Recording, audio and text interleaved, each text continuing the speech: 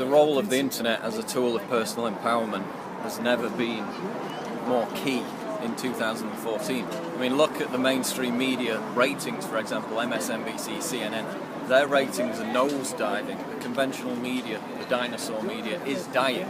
That's not just something we say, it's proven by their own plummeting viewing statistics. And a lot of that audience is shifting over to the internet, to alternative media, because at least we try and tell the truth. We don't try and spin things in a certain direction.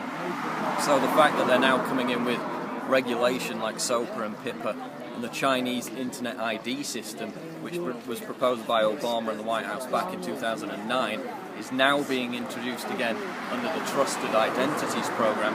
This is a system that will mandate individual identification for every internet user, which basically means government permission to use the internet. So the fact that they're trying to push that through proves that they're creating this cybersecurity architecture based around having government permission to post anything online.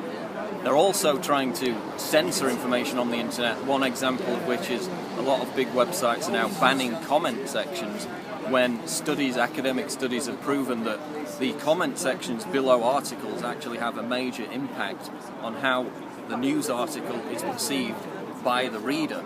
So that they're now so frightened that they're trying to eliminate people's opinions on certain news stories because they sway public opinion is very telling, and it shows that they're scared about the power of the internet to change minds.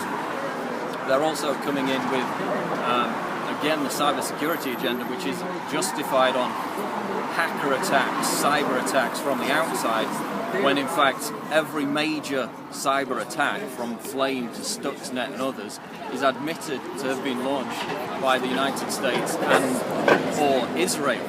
So the fact that they're behind the cyber attacks and yet they're the ones calling for strict cybersecurity regulation of the internet proves that it has nothing to do with protecting the internet from outside threats and everything to do with controlling, regulating the internet. So free speech is harder to express because everybody would have to have a government ID permission to express that free speech, which not only brings into question a censorship aspect but also an intimidation aspect about preventing people from expressing their views because they know every single thing they post is on a single database attached to their name.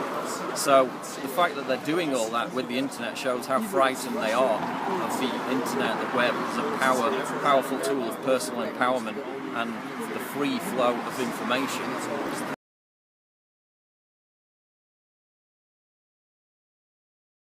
I think we should do what we have been doing, which is mass protest against PIPA and SOPA and those kind of internet regulation legislation, because a lot of the big companies actually got behind it and on our side, and they blacked out their websites for a day to support the protest against that regulation and those legislation that they tried to get through. So what we've been doing so far in terms of the internet has worked. It's not turned into a Chinese-style internet where certain websites are banned, social media is banned. So I think we're going to overturn that. It's, again, as I said, if they pull off a big cyber attack false flag, which they're going to be behind because they were behind all the others, then that's the only reason, the justification they would have to do that. So we need to always keep an eye on that, keep exposing the fact that they were behind the cybersecurity attacks, which makes them less likely to try and pull off some stunt that gives them that justification to control the web to an even stricter degree.